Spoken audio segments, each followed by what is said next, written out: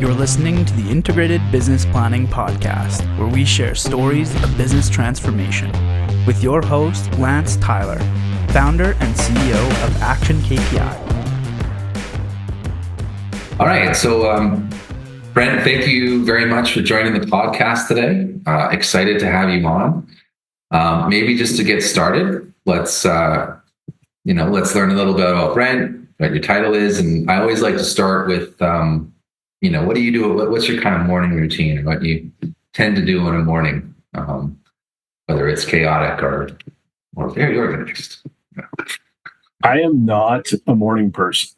I have never been a morning person.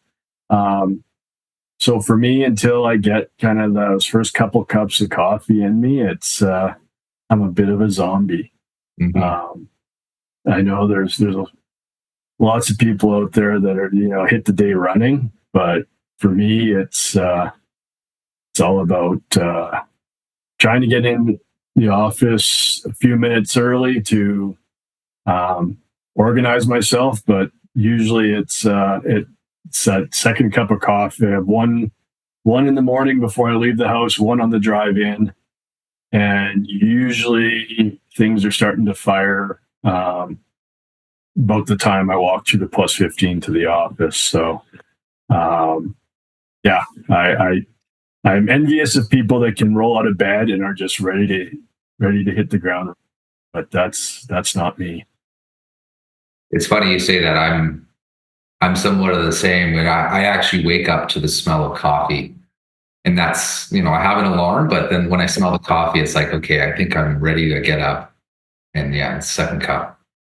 My wife, on the other hand, is one of those people that gets up and, still likes coffee, but still good to go. I'm not sure how they do it, but yeah.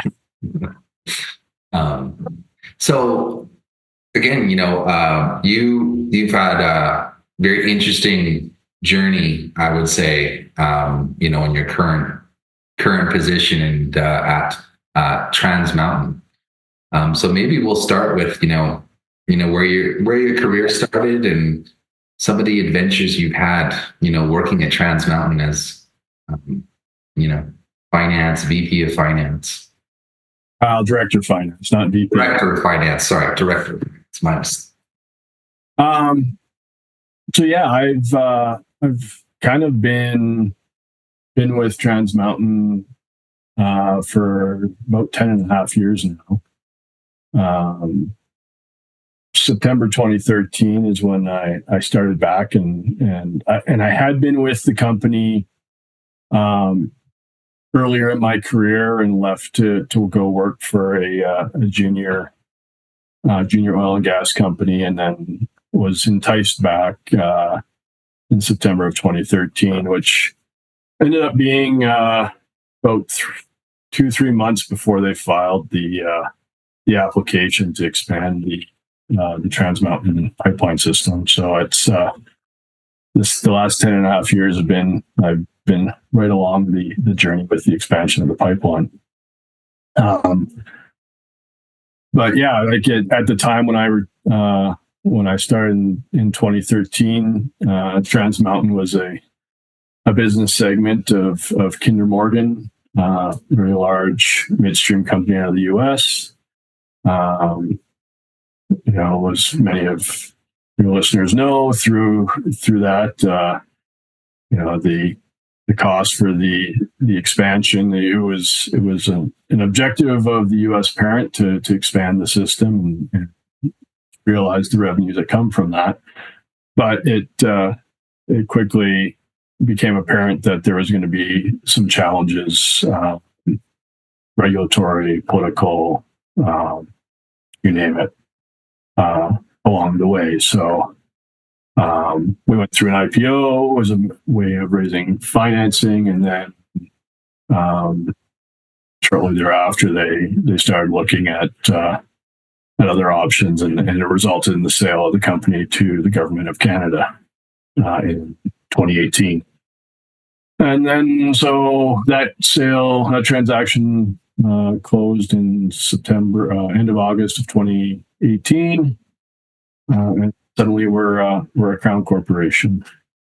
Go from a a business segment, this very small business segment of Kinder Morgan, but lots of support out of Houston to a now a Crown corporation with all the rules and regulations that come from that standpoint, and as well as having to stand up a lot of functionality that previously was provided by Houston, and all while trying to continue to push forward an expansion of the pipeline system. Yeah, and that's really, really interesting. I mean, like, I think obviously you were part of that journey. How did you find, like, going from, must be pretty, maybe just from a financial perspective, exciting, hey, I'm going to be participating in an IPO, the experience with that, and then moving to, the sale, and then, eventually ending up as a Crown Corp. How did you see that experience? Maybe even like the finance team and the team in general. What was the experience like? Exciting. Looking back over the last 10 years and the various things that we've gone through, it's kind of the greatest hits for a lot of finance professionals. The IPO, we had a lot of support out of Houston. They were driving that particular initiative. But just really need to experience and see all that goes into pulling that together.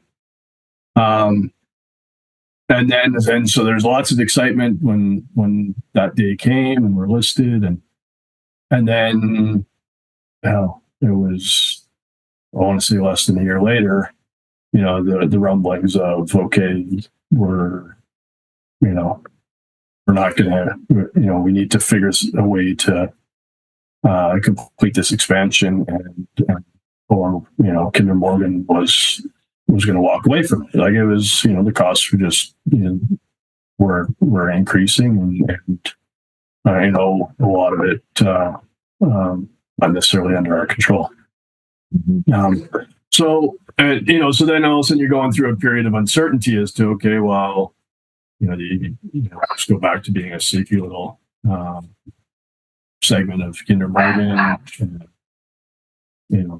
There was definitely, and then that sale, I think up until kind of the 11th hour, I don't think anybody actually expected it to occur. But at the last minute, the government of Canada stepped in and agreed to acquire the Trans Mountain Pipeline System. So that and so then you're kind of like, okay, what does this mean? And you're on an ERP system that is based in Houston, and you're it just there's all the, you start going through the list of things that are provided by the parent company, and you're kind of like, okay, that's there's that, it needs to be stood up, and it all needs to be fast tracked quickly. And as anybody who's gone through an ERP implementation knows, the quicker you try and go through one of those, the more difficulties you generally encounter. But we the company stood up an IT, a more robust IT group. We had local IT individuals, but we needed there was a lot of support out of Houston for that team, so we needed to get our own IT team set up and figure out how we're going to do this ERP implementation. And so, the objective was to, I think, do it in 11 months. It ended up, we extended it for an additional 3. So it ended up being a 14-month implementation. That's from point of sale. We hadn't even started talking, we hadn't even got the individuals in place to start, evaluating systems and whatnot. So it was a very, very hectic time. I was very impressed with the finance team. Everyone stepped up, and we managed to get it done. And without, there was obviously hiccups and missteps along the way, but for the most part, when we went live, it worked as we needed it to. So that was, again, I reflected, reflecting on my time with Trans Mountain, and I always come back to the quality of the people that I've worked with and continue to work with. They're a great group, and so. Yeah, no, that's so important, especially like the amount of like growth, I guess, you had to go through, and just absolute change. I mean, reflecting on that, like how, like, even from taking the perspective of the culture, did you notice a shift in culture from moving from, Kinder Morgan to, to becoming the Crown Corp, under the Canadian government? Did you notice cultural shift? How was that managed? I mean, what was the impact to yourself and the team there? I mean, definitely, cultures. It's an interesting subject. Thinking back to when I came back and my first time through it, it kind of felt like a small family. You kind of knew, maybe not all the people in the field, but you knew everybody in the office. You knew most people in the office. A lot of long-term employees. Lots of great people. But you go and you try and do this expansion project, and you're adding, you got thousands of people, subcontractors in the field, and you need a team to manage that. And there's not going to be roles for, you have your kind of key individuals, key employees that are involved, but you also have a bunch of additional contractors that are brought in to do particular jobs, and that timeline is the project.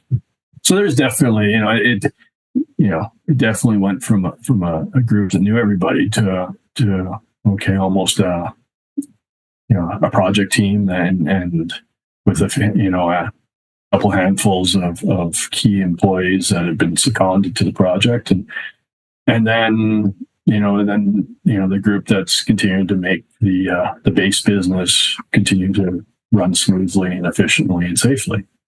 But there wasn't, everybody had their job. There wasn't a lot of interaction, so it kind of felt, it didn't, I lost that. That's, we grew up, and then you take that and you say, okay, now we need to, we get sold, and we need to stand up much more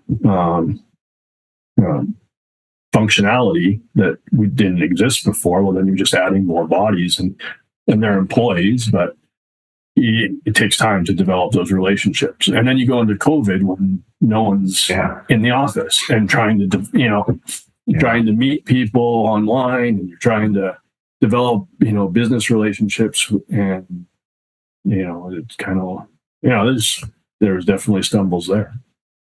But yeah, it was kind of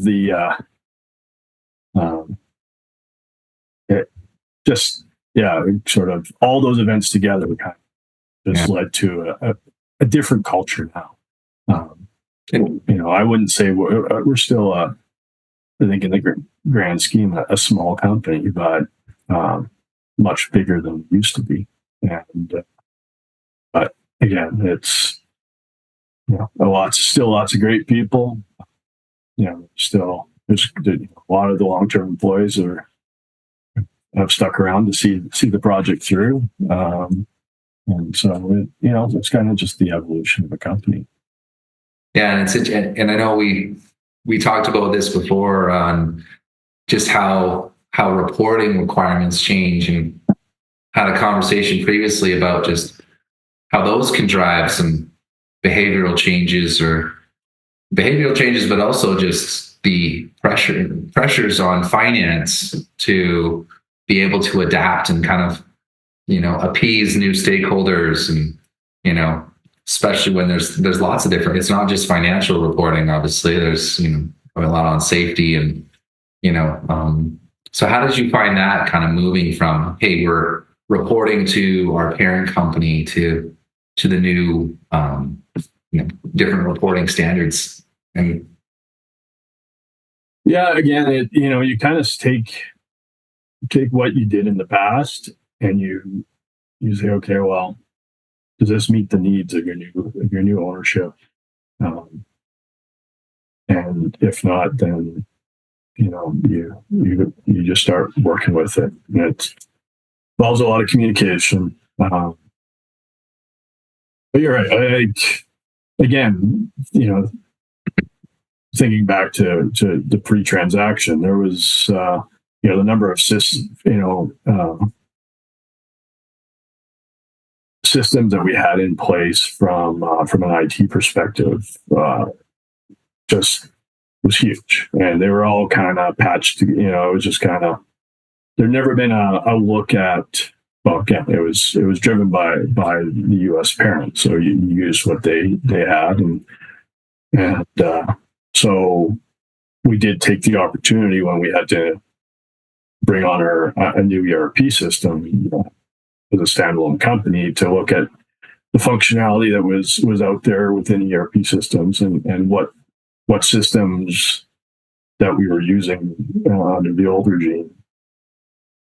I'll try and kind of streamline that process so that you had all the data in one place, and but again, it's a lot of, go over time, a lot of those systems get customized, and there's going to be nothing that you can really take right out of a box and it's going to do exactly what you need. So again, growing pains there. So I think the big thing in any of that is stepping back, identifying the key deliverables, and ensuring that the system can meet that need. And if you can do it without much customization, all the better.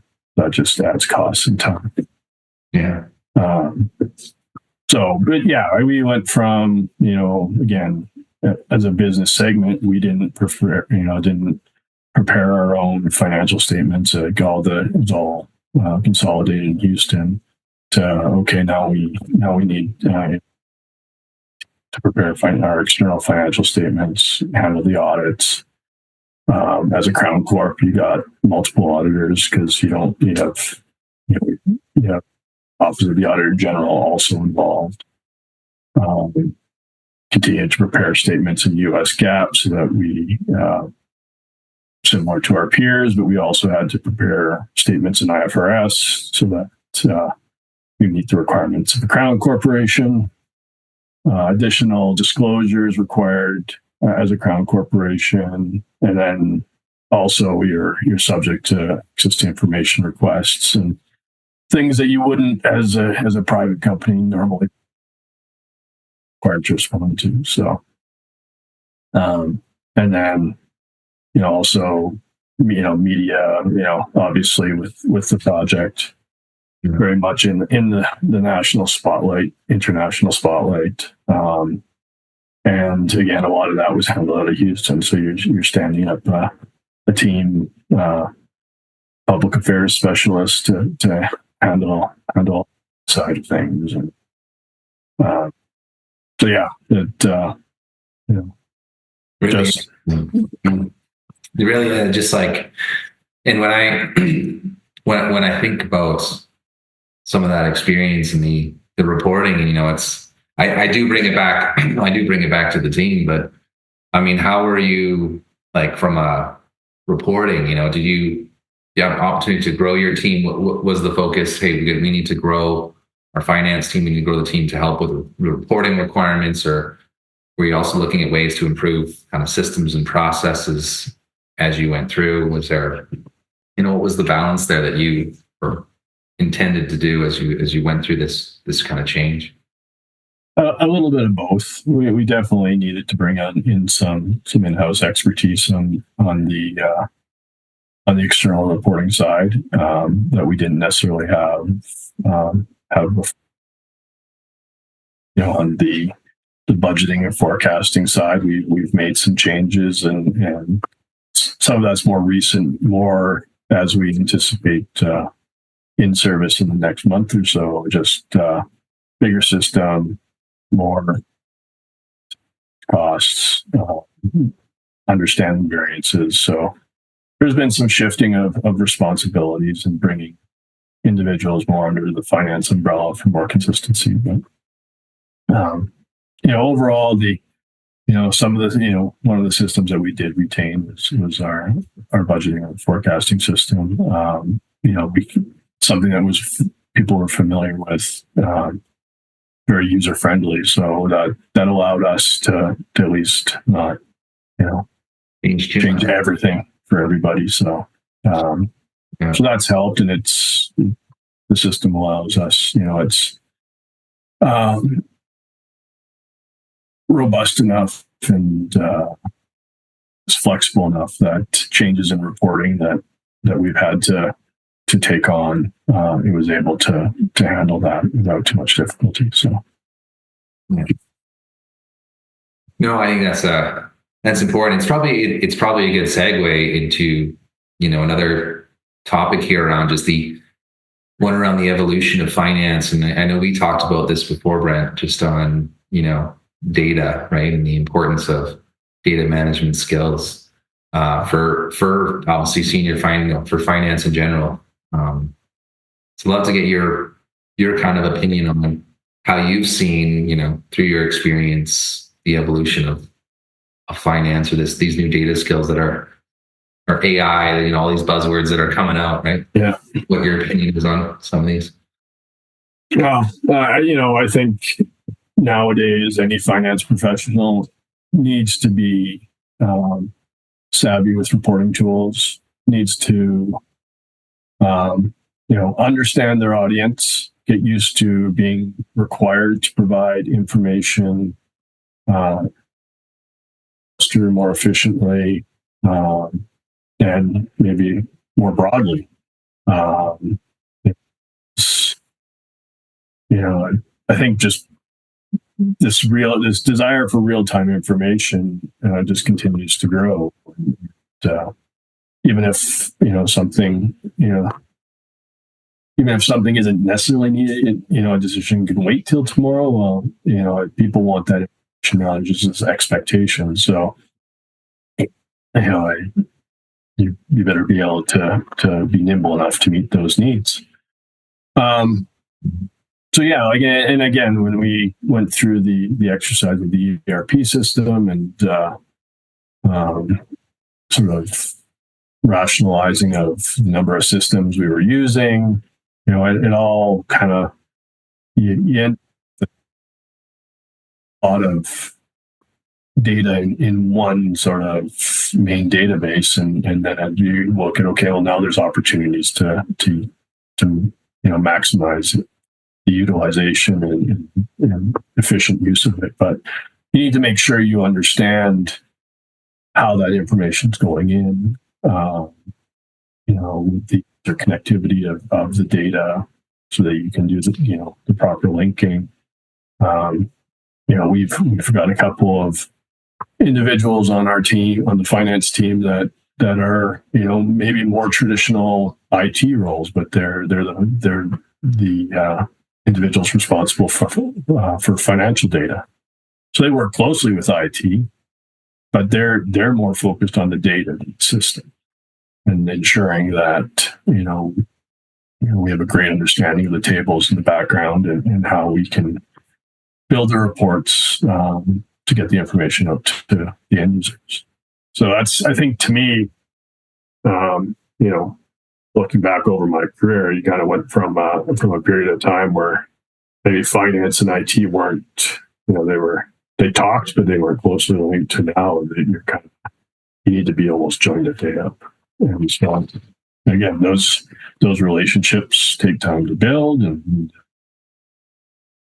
so it's definitely worth the effort. Saves you a lot of pain down the road. Yeah, no, I see that too. It's almost finance folks need to, build some of those IT skills or some of those data skills, and then vice versa, or partner with, IT that understand also the side of the business, what you're looking for, right? And it's finding that common language on, hey, this is what we're looking for. and being able to translate, right? Yeah, no, it's almost like trying to find a unicorn sometimes. Yeah. Whether it's the finance professional that has a great a great understanding of the IT side of things, or vice versa, the IT professional that understands finance and business, and so yeah. Again, it's you just got to work, collaborate closely, and ask the right questions. Like, often you run into individuals that might make assumptions about where you want to go with something, or what the end product's supposed to look like, and then they go off and spend time and say, oh, that's how did we land here? So I think every organization probably goes through that at some point, and you just got to learn from it. It's better to invest the time early on, make sure you've laid out the requirements and the needs, and just stay sort of step by step, stay together on the journey. Absolutely. And it sounds like obviously I know you've gone through ERP, good budget system and whatnot, but are you finding a lot now that there's a lot more demand, like not just in finance, but operational folks to do much data-driven decision making, and even alignment closer with finance as well? So not just the alliance with IT, but just leaning on your team for operational planning and decision making. Definitely. Yeah. It's and again, it's one thing that we've got finance individuals embedded in our ops teams, so that they're sitting in the meetings and have gather a better understanding of the activities that are driving expenses, can answer questions, finance related questions there, as opposed to it just coming up in a meeting and then being not being taken on to whoever the finance person is. So I think and we'll see that more going forward. Just there's always going to be sort of a desire to look at your operations and find efficiencies, find cost savings. And so if you can provide that information reliably, it's easy to understand, you're going to achieve that goal. I think you find, again, going back to canned reports and whatnot, a finance individual may look at a statement and quickly be able to figure out what it's trying to say, but not necessarily always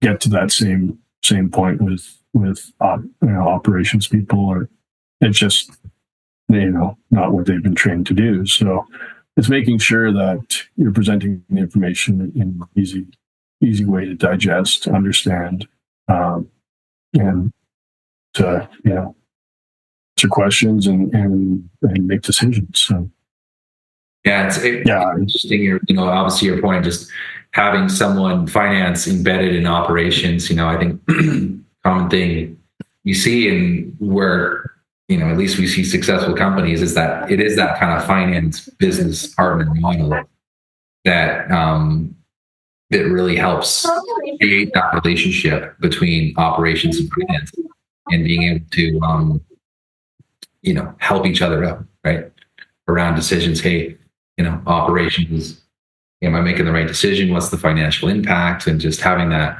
kind of partner. And how have you found, like, I don't know if this was part of when you were at Kinder Morgan, or whether this was a transition, as part of your team growing. How did you find that relationship and how it actually got established? Did you see resistance from operations maybe not working with finance, or was there tension to start with? Was it always in place?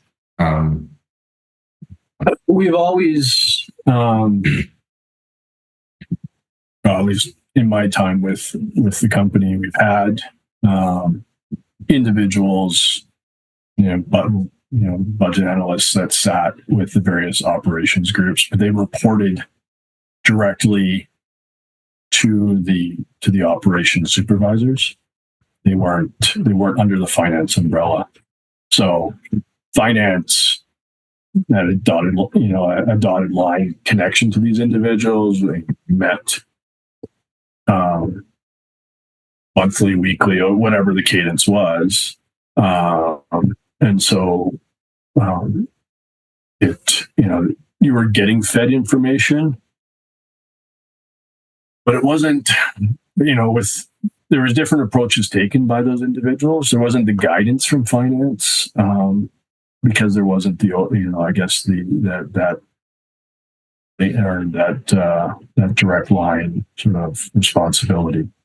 And it was almost, I think it evolved from almost a side of the desk thing that, we need to provide budget and forecast numbers to finance. So we'll have this individual who does a bunch of other things, just add that to their list of, responsibilities, to provide the information. And they'd be also involved in, the processing of invoices in the field. And when they are familiar with the expenses, but didn't always have sort of the financial background that would have assisted them in some of, I guess, asking the right questions or, I guess, just consistency across the board. So we've made a move here in the recent in the last year to bring those individuals under the finance umbrella. So there's closer communication and coordination.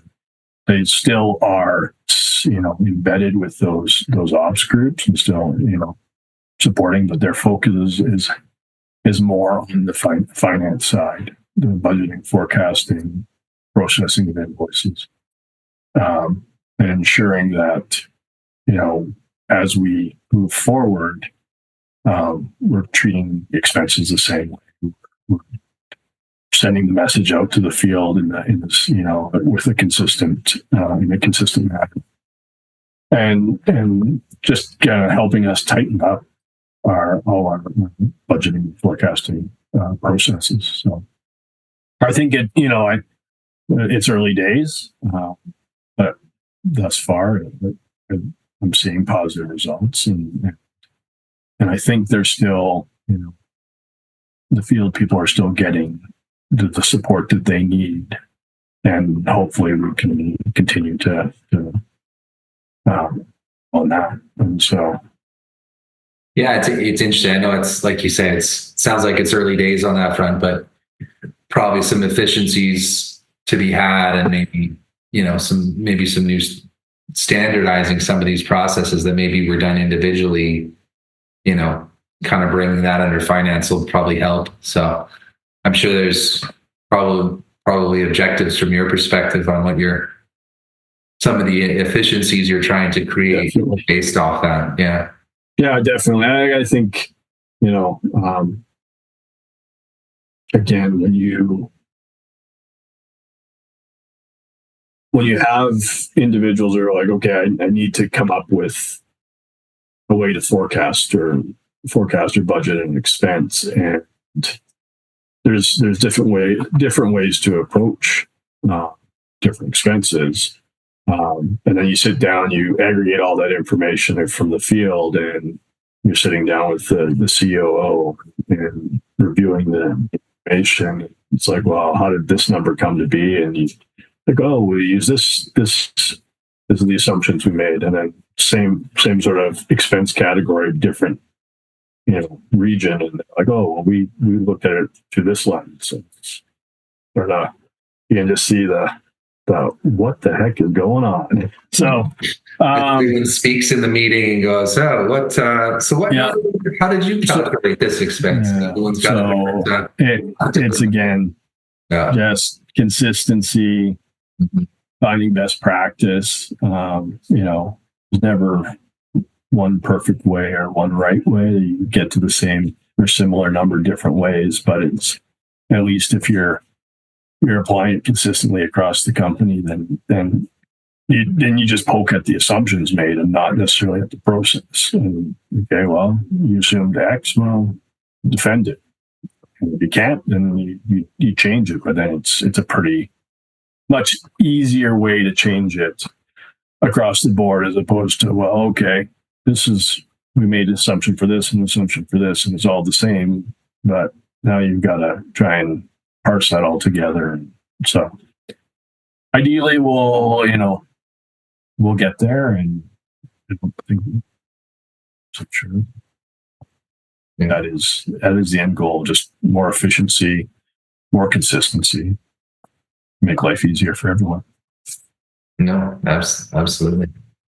And just a question on maybe some of the KPIs that do you have some of the standard KPIs or a balanced scorecard that you kind of look at, and has that changed over the years? Have you seen maybe the impact of different KPIs influencing behaviors in the organization compared to what it used to be to where it is now? Yeah. It's again evolved with the company, and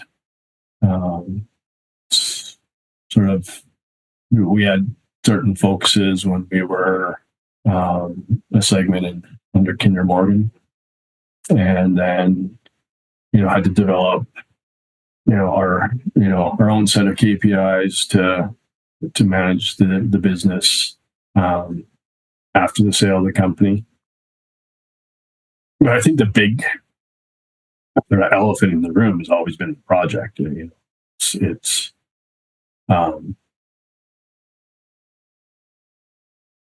what started out as what seemed a decade ago to be a fairly routine expansion of a pipeline along a common right of way. As it grew into a very large project. Terms like nation building have been thrown out there in the media, and so it's almost become the last little while the primary focus. Just get the project done, and then we enter a new post in service. We enter kind of a very new and different environment from standpoint of finance and KPIs. So I think that those again will continue to evolve. I think the key is ensuring that they're driving the right focus and the right activities. There's we've at times tried to encompass all the kind of key metrics on safety and performance and throughput and project milestones and whatnot, and you almost end up with this big laundry list of things that are guiding you, and they're all very important, but you almost get I think some people potentially get paralyzed by having that, or start thinking, well, how can I impact that?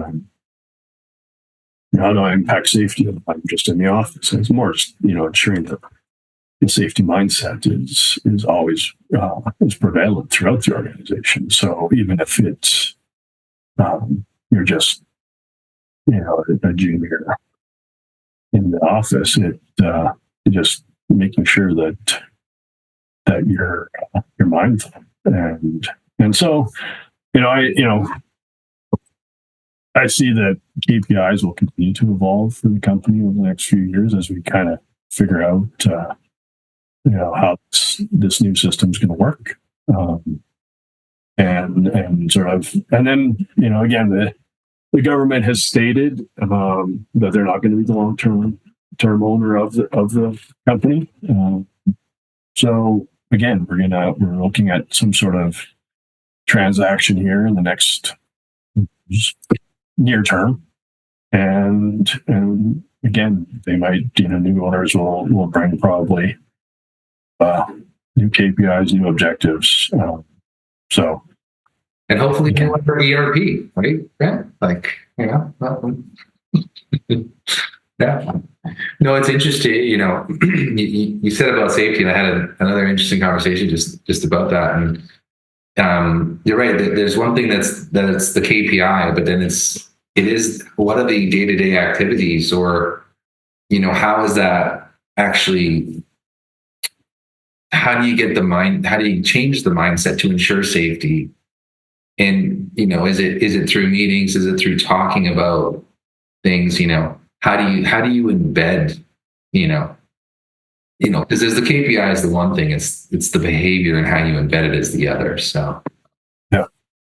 Was there anything in I'm sure there's things at Trans Mountain, but is there any specifics that you'd say to help support that KPI, or just like establish that safety mindset? Or I think it's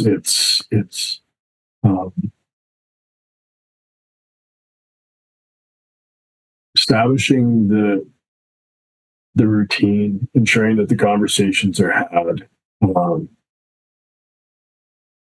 There's regular communication on between various field groups, between field and office. I think that's one thing that, as an organization, we can be very proud of is our overall safety performance. And there's been incidents on the project which were, but I think we as an organization took the opportunity to revisit a lot of what we were doing and ensuring that the people are going home at the end of each day. So, it comes from the top, and it's a message that is continuously promoted, and ensuring that, with a big project like this, and any big project, when you have thousands of contractors out working on the field, and you're just ensuring that or as much as it's get the job done, it's not get just at all costs, it's get the job done safely. Mm-hmm. So I think that's one area that we can be quite proud of our performance, and historically and expect to moving forward. So we have all sorts of policies and procedures in place to reinforce that safety mindset, and it's not geared to any particular group. It's a corporate wide sort of ethos, and I think you got to make sure that's the case, because then then people don't take it seriously. So it's that's the most important factor. Mm-hmm. No, it's critical. Obviously those things are critical. And then just a couple more questions here, Brent. Just looking back on your career, what's one of the things that you wish you'd known when you started, and would it shape your change, reshape your approach now, the younger Brent. So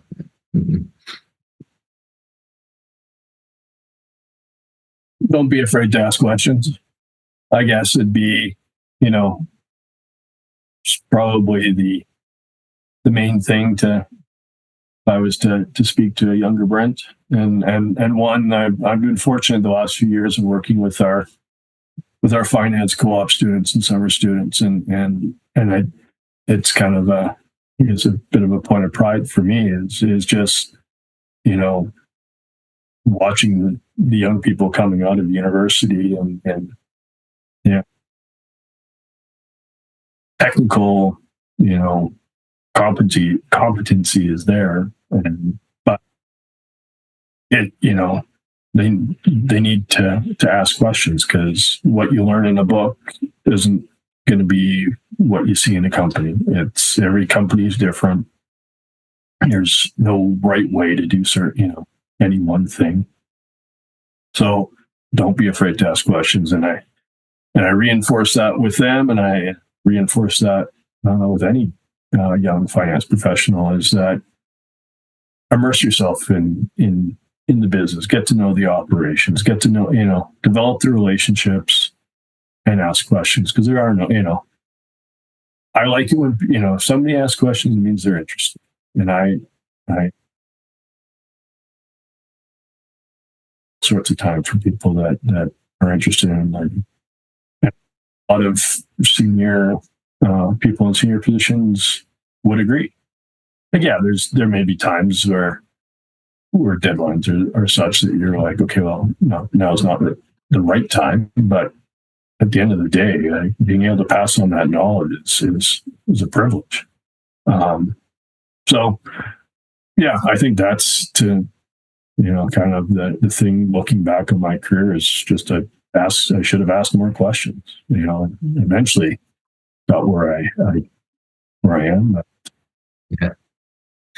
I'm with you. It's that sense of curiosity, right, and wanting to learn, and just and I feel the same way. That there is no stupid question. Well, maybe there are probably some silly questions, but overall, yeah, if you don't understand something, and I'm with you. When I was younger, it was always, you feel nervous. You're like, I should know this because I just came out of university, or, but yeah, just being humble about it and just going in with that curiosity mindset. Yeah. Yeah. No, there's, I'd rather have somebody come and ask me half a dozen questions and during a process, trying to get some task done, kind of guessing at what needs to be done, and then showing up and providing me something that is way off target. So, it's time invested in the front end, just like any, I think it's kind of a recurring theme here, is that it's, working with IT systems, working with the operations team, working with young professionals. It's, take the time to answer questions, ask questions, and the end result is probably going to be much better than if you didn't. No, I agree. I'm interested to bring it back to the ERP, because that's such a what you had to go through in, say, 11 months, but extended to 14. Looking back on that, what would you have done differently, or maybe for people out there listening, just about to go through an ERP and knowing like, oh, I wish I really would have done this or pushed for that either from our vendors or from our team, Is there a few suggestions? I don't know. Do your research on your, the implementation team. Make sure you land with somebody that you're comfortable with. Again, we are in a situation, it's a little unique in that we needed to get off of Tinder system by a certain point in time. Yeah. Just needed to cut that line. So that put the initial kind of dead date. It's always, I guess know that it's probably going to take more time than you think it will. If you're planning to go into an ERP implementation, do the best you can to ensure your data is clean before you get to that point in time. It'll make your life a lot easier. Again, we ran into issues on the data side. No surprise to anyone who's gone through, but and just you got to be mindful of the amount of time it takes, and you're asking people. Often you're asking individuals to do their regular job while they're also evaluating or testing or doing this project, and so just be mindful also of your people that burnout is a thing, and it's better to take a little more time and get it right than to kind of rush through and have regrets after the fact. So yeah, we ran into all the typical issues, but relying on good people we managed to get through, and not too many scars. That's good. I was going to ask that question. You came out with a few scars, but I don't know that anybody goes through an ERP implementation without a few scars. So it's no. Yeah. And what about? And again, kind of popping this question up on the fly here, Brent. But your perspective. Obviously, there's a lot of buzzwords on like AI, and AI for finance. And you hear these things. I mean, how are you thinking about that when it comes to maybe applying AI within Trans Mountain, or are you thinking that To be honest, no. I think the last little bit again is just the finance team ensuring we're ready for in-service. So there's been a lot of focus on the processes, on data requirements, the volume of transactions, also still dealing with all the project related transactions that are going to be ongoing, as just because we're in service in the next couple of months, there'll still be activities related to the project that'll continue for a while. So I think where we've landed is trying to limit any additional changes in the near term. It's like, okay, we've got a good system.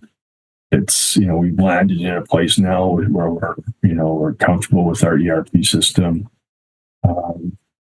So we haven't really delved into the AI side. Obviously, at some point, it's probably an area to explore. I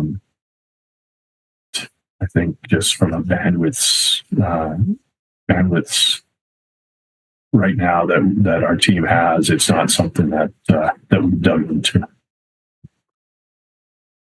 No, it's interesting. I don't know about you. You see these things on LinkedIn, and it's like how much of as I asked the question, how much of this is actually becoming real? It feels like even setting up data, setting up processes, handling the reporting, and even the forecasting is still critical, and at least from a financial lens. And so it's interesting to hear people's opinions of it and where they maybe see it. So yeah, I mean, it'd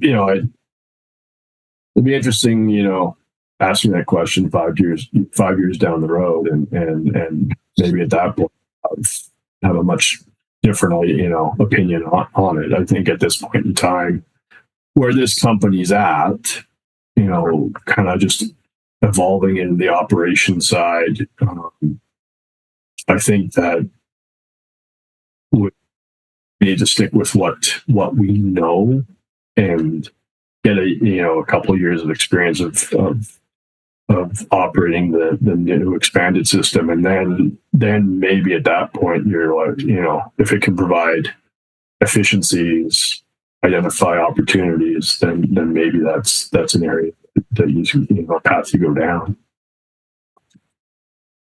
But next year or so, that's probably where you start. In a year's time, you start kind of looking into it, thinking about it. Yeah. No, so it sounds like it sounds like you've got a lot on your plate, some new changes coming up. Well, not new changes, but you've got this new team and, coming under the finance wing, operational folks, and probably just aligning and looking at processes from that perspective, or improving the efficiency there. Well, and I got to look at, here we are, early April. There's the other thing that I would tell young Brent is that time just speeds up. Q1 went. I don't know where 2020, the last year went. We're just running flat out. So even being, trying to get these changes kind of settled that we've spoken about, and get the individuals comfortable in their new roles. Will hopefully allow for some shuffling of responsibilities, and maybe be able to be a little bit more less focused on day to day and fires, and taking a step back and being more strategic in approach on some of these future challenges. So before we go, is there anything else, Brent, like to share with the listeners out there? Any advice, based off, your experience, your journey that you've gone through with Trans Mountain, or anything else you'd like to share? That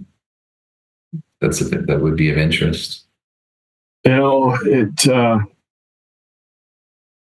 think the biggest, looking at just the last year or two, and coming out of pandemic, and just realizing that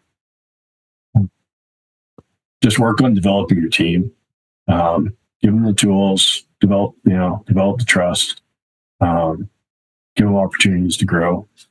I think as whatever 20 years into my finance career, 20 plus, I think that's appreciate more the side than I did when I was a young professional. So those people love opportunities and challenges. So I think as a senior finance person, give them the opportunity, give them the support so that they can be successful in those opportunities. And just helps develop the team and accomplish great things. So